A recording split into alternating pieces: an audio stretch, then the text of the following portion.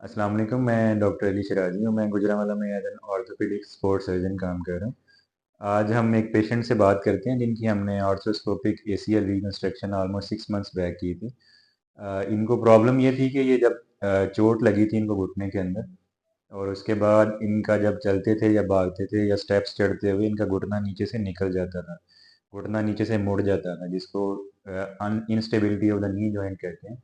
तो इनकी जो एमआरआई और एग्जामिनेशन के बाद इनकी जो डायग्नोसिस है वो एज एन एसीएल टीयर हुआ था।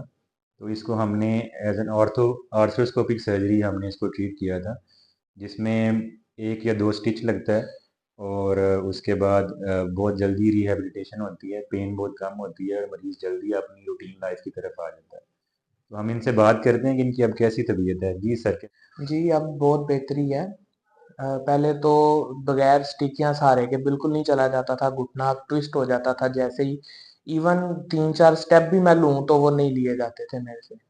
तो फिर डॉक्टर साहब का पता चला, सोशल मीडिया के थ्रू उनके पास आए, बहुत अच्छे से इन्होंने ट्रीट किया। इसमें बेसिकली जो सर्जरी की ट्रीटमेंट है एसीएल टीयर, अगर किसी को एज एन ट्रॉमा के बाद होता है तो इसमें प्लास्टर हमने नहीं लगाना होता था। घुटने की जो मूवमेंट है वो बरकरार है। प्लास्टर के साथ जो है वो स्टिफनेस हो जाती है, घुटना अकड़ जाता है। तो हमने सर्जरी के बाद भी प्लास्टर नहीं लगाना होता। आपको प्लास्टर नहीं लगाया था? नहीं, मुझे सर्जरी के आपको बाद एक प्लास्टर नहीं सिर्फ नी लगा। इमोबिलाइजर बेल्ट है, वो भी 14 डेज यूज करनी होती है, और 7 टू 14 डेज के बाद हमने घुटने की फिजियो शुरू करनी है। आपके जो घुटने के स्टिच थे वो कितनी दिन बाद खुल गए थे? 7 टू 10 डेज़ के बाद मेरे स्टिच जो हैं वो ओपन हो गए थे। अच्छा, और आपने चलना कब शुरू कर दिया था?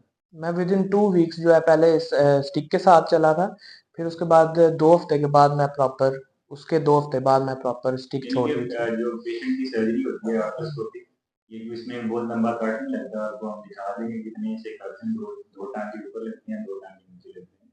तो मरीज जो है वो 7 टू 10 डेज के बाद घुटने को बेंड करना स्टार्ट कर देता है। 10 डेज के बाद स्टिक के साथ 50% वजन डाल के चलना शुरू हो जाता है, और 1 मंथ के बाद जो है वो स्टिक और जो इमोबिलाइजर है सारा कुछ ऑफ हो जाता है, और 1 मंथ के बाद वो अपनी जो जॉब है उसमें जाना शुरू हो जाता है। आप मुझे ये बताएं कि जो आपका घुटना है ये पूरा बैंड कब तक होना शुरू हो गया?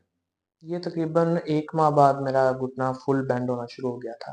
और आप जो है मुकम्मल अगर अपनी जॉब वगैरह पे जाना कितनी देर बाद शुरू हो गया? तकरीबन 2.5 से 3 माह बाद मैं बिल्कुल बगैर किसी सहारे के बिल्कुल फिट अपनी जॉब पे जाना शुरू हो गया था। इसी तरह ये इसीलिए बता रहे हैं कि लोगों के लिए कंसर्न होते हैं कि हम कितनी देर बेड पे लेटे रहेंगे और कितनी देर उसके बाद हमें रेस्ट करना पड़ेगा, या जॉब से कितनी देर दूर रहना पड़ेगा।